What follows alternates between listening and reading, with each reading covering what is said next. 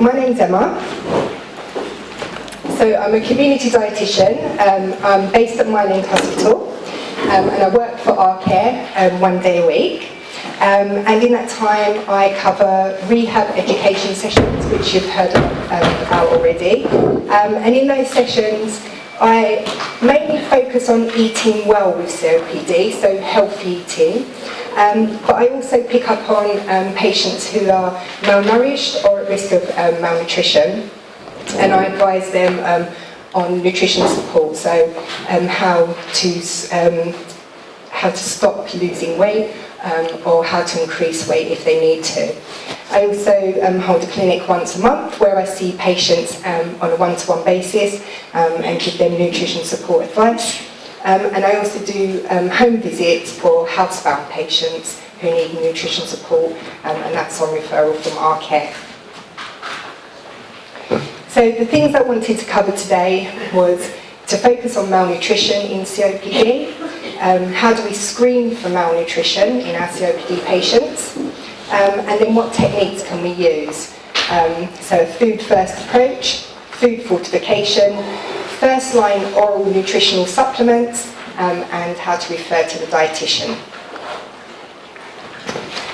So malnutrition in COPD, it's estimated that 10 to 45% of outpatients will be at risk of malnutrition.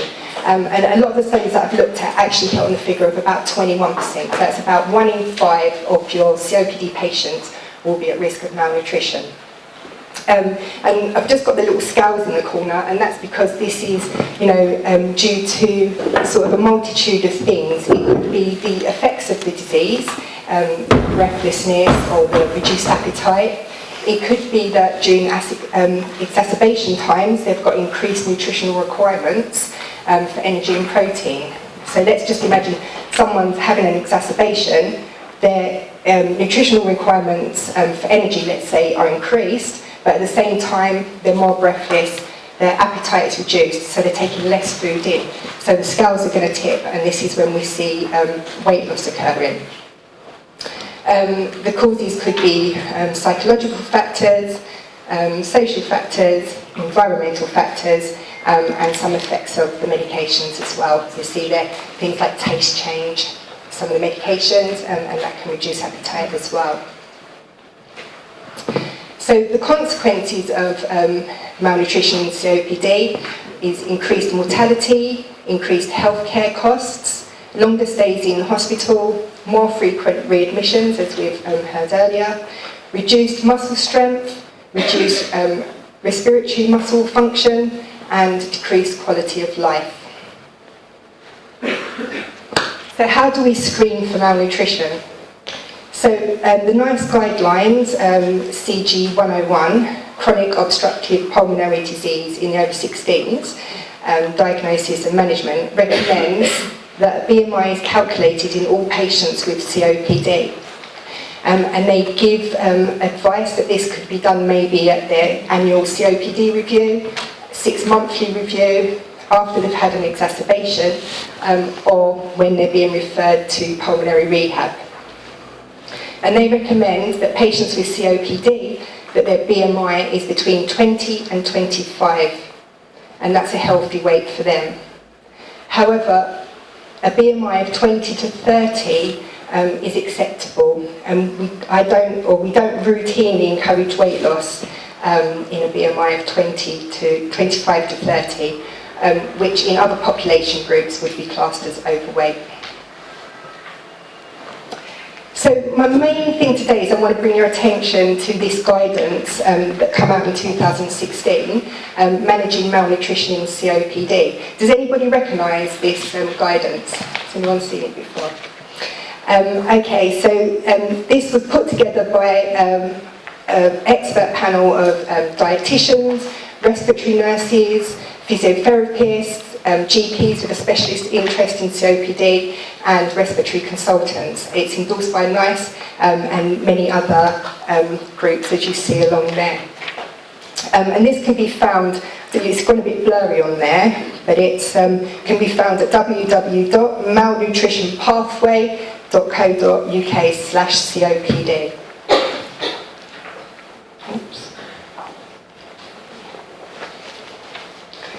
Okay, and in this guideline, they recommend that routine nutritional risk screening with a validated screening tool is done. And they recommend using the MUST screening tool. So that's the Malnutrition Universal Screening Tool. Is everyone familiar with that word, the MUST screening tool? Okay, so, and the reason that this is recommended is because it's a simple 5-step screening tool, and it can be used across care settings, and this can identify people who are already malnourished or who are at risk of malnutrition. And it combines an assessment of the patient's BMI, any recent weight loss in the past 3 to 6 months, and the presence of acute illness effects. So, unintentional weight loss of between 5 and 10% over 3 to 6 months indicates risk of malnutrition, and this is irrespective of BMI.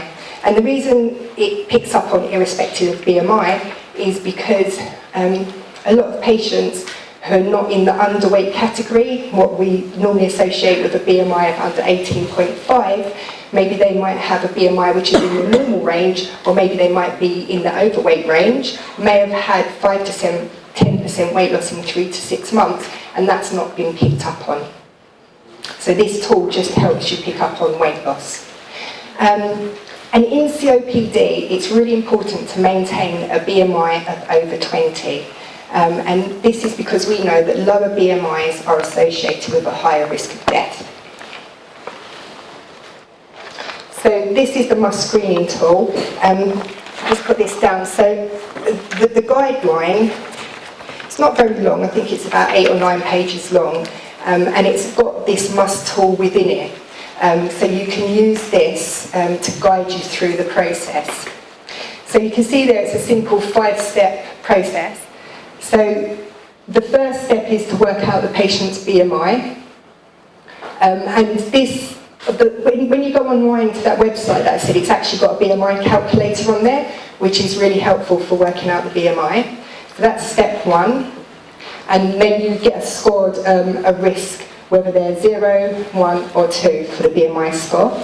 Then the second step in the middle there is the weight loss score over the past 3 to 6 months. So you can see there, if they've lost between 5 and 10% in the middle there, they score a 1. Then on the end, we've got the acute disease effect score. This is likely to be applicable in the community, more in the acute setting. However, if a patient has got a pressure sore, grade 3 or above, then this can give them a score 2, because we know when people have got pressure sores, they need increased energy and increased protein. So what then you do is you add all those 3 together for step 4, and then that gives you a number.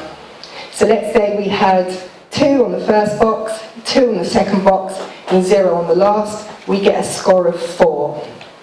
So that's our 4th step, and then the 5th step is assigning it to one of the risks.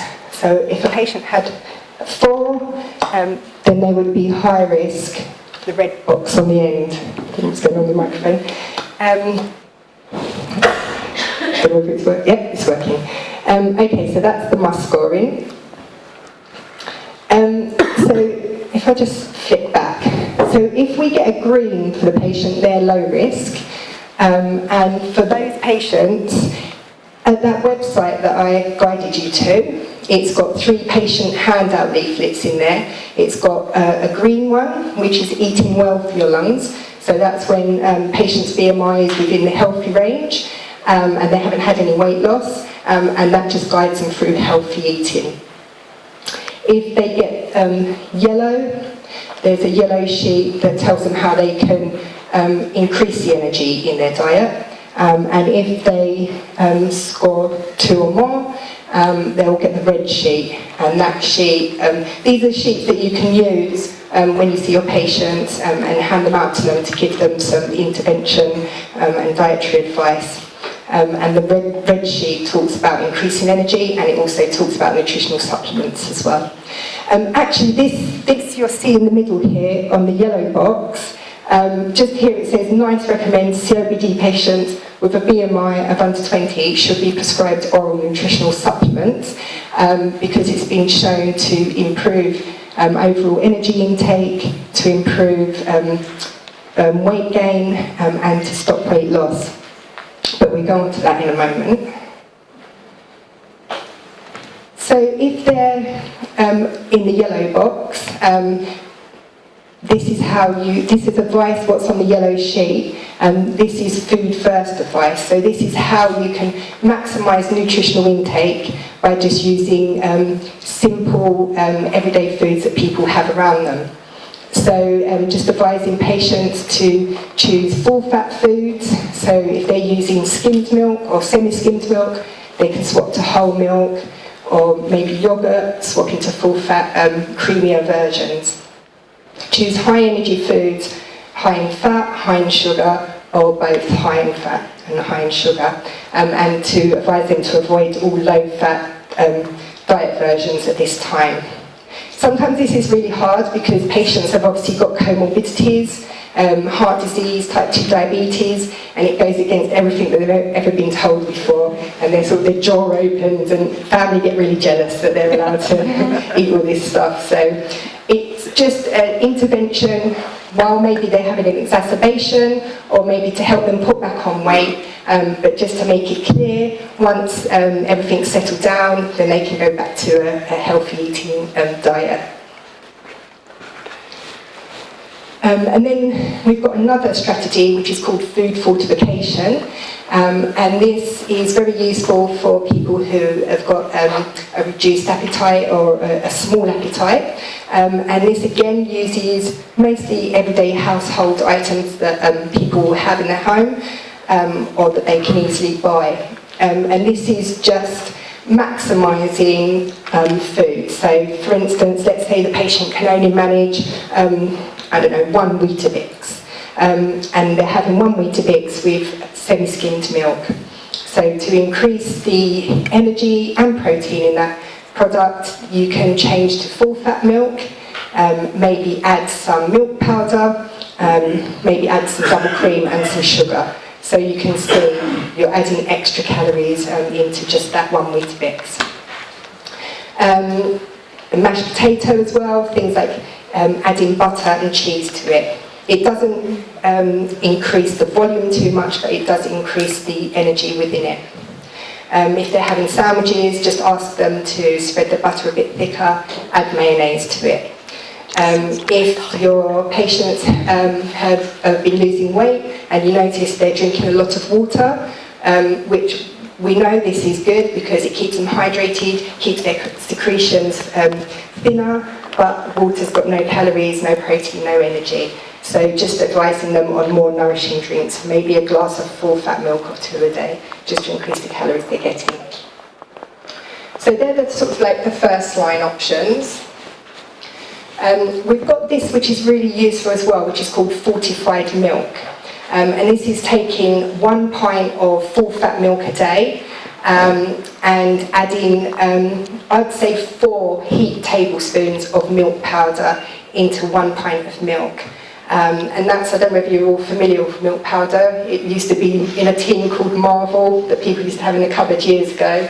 Lots of supermarkets do their own brands. It's half the price and does the same job. And that almost doubles the calories and protein in 1 pint of milk, and it doesn't increase the volume that much, only probably by about 60 mils. And that's something that's really useful that patients can use in their teas, coffees, their cereals, have it as a drink, or any puddings they might have throughout the day.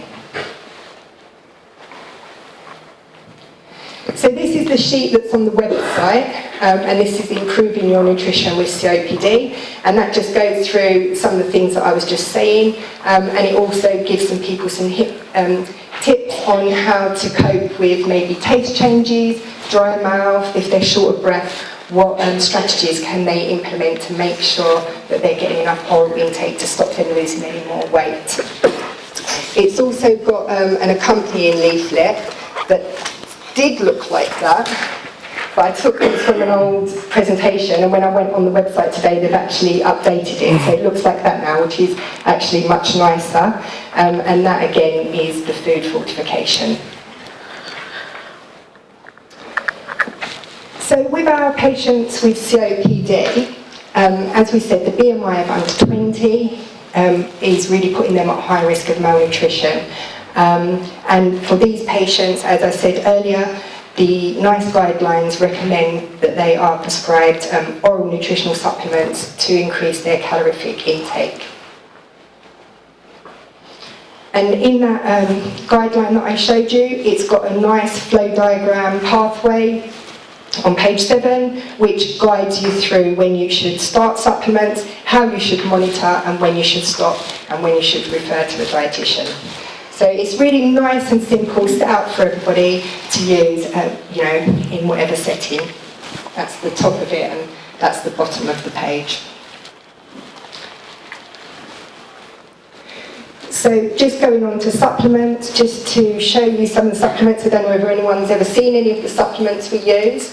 But in Tower Hamlets, these are our prescribing guidelines, and you'll see that the first line is what I was talking about earlier, using the cream, using the butter, using the milk powder. And as I said, if the patient BMI is under 20 with COPD patients, it recommends to prescribe 1 to 3 nutritional supplements a day. So this is our AIM shakes. This is a powdered version which is made up with 200 mils of full-fat milk, and it comes with a shaker, so the patient can make that up. Just when supplements are prescribed, just bearing in mind, if it's maybe an old person who lives alone, maybe they've got arthritis, not very strong on their feet, this might not be the best option for them. If they've got someone that can make it up from a carer, then it might be okay. So that's what AIM shakes looks like, and they come in boxes of 7, and there's a few different flavours there. Then the second line ones of the supplements are the ones which are ready-made in the bottles. So this is AIM's Complete, so it's a 200ml bottle, 300 calories and 12 grams of protein. So you can see they pack quite a punch in terms of calories and protein. If somebody, is struggling with big volumes, we do a smaller size volume. This is 125 mils, and it's still got the 300 calories and 12 grams of protein. And there's also an option if people don't like, because they're all milk-based, this is a juice-based supplement if someone doesn't like milk-based. So just going back to referring to the dietitian, if a patient has got a must score of 2 or more, they can be referred through to the pool of dietitians if they're not under our care. Because not all COPD patients will be currently under our care, and I only see the patients who are currently on their caseload. If you do know of someone who is under our care and they have got a BMI of under 20, then maybe just contacting our care to get them to refer through to myself. And that's it.